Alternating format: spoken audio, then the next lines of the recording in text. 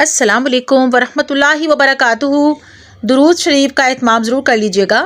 तो यहाँ हमने देखें 1 से सवा किलो दाल भिगोई है चने की और 2 किलो गोश्त है हमारे पास। तो ये हमारे पास मसाले हैं, साबुत गरम मसाला देखें, ज़ीरा, काली मिर्चें 2 दालचीनी के टुकड़े, 2 बड़ी इलायची और काली मिर्चें जो 15 से 20 अदद, 2 से 2.5 टेबल स्पून जो है वो लाल मिर्च पाउडर, 2 से 2.5 टेबल स्पून जो है वो नमक और सूखा धनिया पाउडर 1 से 1.5 टेबल स्पून। तेज़ पात के पत्ते हैं 3 से 4 अदद।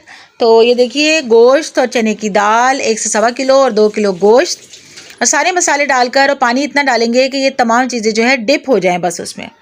तो इसको गलाने के लिए रख देंगे और अच्छी तरह इसको गलाना है और फिर हम पीसेंगे इसको सिलबट्टे पर। तो सिलबट्टे पर पीसा हमने और बहुत ही मज़े के बने थे। सिलबट्टे का एक अलग ही जायका आता है जो बहुत ही भरपूर जायके से भरा हुआ होता है। तो आपने मुझे कमेंट सेक्शन में ज़रूर बताना है कि आपने शामी कबाब चॉपर पे पीस के बनाए या सिलबट्टे पर पीस के। तो मैं ज़रूर इंतज़ार करूँगी। नए आने वाले हमारे चैनल को सब्सक्राइब कीजिएगा, हमारी वीडियोस को लाइक और शेयर कीजिएगा। ये देखिए लहसुन अदरक का पेस्ट भी मैंने इसमें डाला है और फिर ये देखिए अच्छी तरह गल चुका है, मैश हो चुका है, हाथ से बिल्कुल टूट रही हैं बोटियाँ, ये देखिए।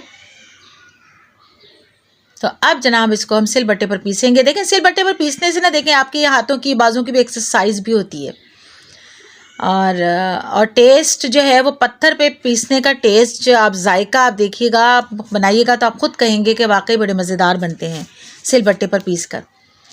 तो मैंने बनाए थे, बहुत ही मज़े के बने थे। अच्छा अब इसमें देखिए आप इसमें हरा मसाला आपकी मर्ज़ी है पीसने के बाद, ये पीसने के बाद जो है वो हरी मिर्चें कटी हुई बारीक बारीक और हरा धनिया कटा हुआ डाल दीजिए। मैंने नहीं डाला था, मैंने वही मसाला डाला है जो उसमें पकाया था, चने की दाल और गोश्त में जो साथ पकाया था, बस वही मसाला मैंने डाला है। अब अंडे आप देखिए उसके अंदर डिप करके भी आप फ्राई कर सकते हैं और आप फिर यानी अंडे मिक्स कर दें उस पूरे कीमे और दाल के मसाले में, या फिर आप अंडे जो है फेंट के रखिए और कबाब की शेप देने के बाद इसको आप अंडे में डिप करके इसको फ्राई कर लीजिए। तो मैंने ना ये बोतल का देखिए एक कैप लिया था उसमें इसको शेप देने के लिए, क्योंकि शामी मेकर भी एक मिलता है जो एक ही जो है ना एक ही जैसी शेप बन जाती है, एक ही जैसा साइज़ होता है इसका, तो वो अच्छा लगता है ज़रा। तो मैंने इस तरह कैप लेके रीलिंग रैप रखा और फिर उसमें जो है इस तरह शेप दी और अंडे में डिप करके इसको फ्राई किया। अब ये देखिए फ्राई करने के बाद आप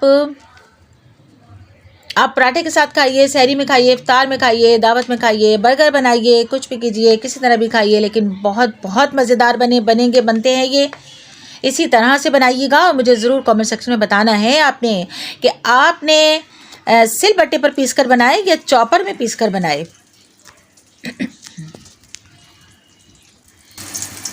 इंशाल्लाह ताला इसी तरह नए कंटेंट के साथ, नए जायके के साथ ज़रूर हम फिर हाज़िर होंगे। ये देखिए फ्राई किया है इसको और ये अंडे मैं अंदर इसके मिक्स कर रही हूँ। तो अल्लाह ताला बस हमें रमज़ान के जब रोज़े आने वाले हैं, अब तो रमज़ान करीब है इसलिए मैं रमज़ान की बार बार बात कर रही हूँ। तो ज़रूर दुआ में याद रखिएगा कि इफ़्तार के वक्त की दुआएं जो है अल्लाह ताला रद्द नहीं करते। तो ज़रूर अपने यूट्यूबर जो आपके फ्रेंड्स हैं उनके लिए भी दुआएं करें, मुसलमानों के लिए दुआएं करें जो कोई इतने जुल्म जिन पर जो सह रहे हैं, कश्मीर के मुसलमानों के लिए, बोस्निया के मुसलमानों के लिए और दुनिया भर के मुसलमानों के लिए दुआएं करें। और जो है अल्लाह ताला हमें ईमान साहब के साथ रोज़ा रखने वाला बनाए, नेकियों में सबको ले जाने वाला हमें बनाए और हमें जो है अल्लाह मोहब्बतें बांटने वाला बनाए। ये देखिए बड़े मज़ेदार से ये शामी कबाब तैयार हैं। इंशाल्लाह ताला फिर मिलेंगे एक नए कंटेंट के साथ। तो जब तक के लिए हमें इजाज़त दीजिए। अल्लाह हाफ़िज़।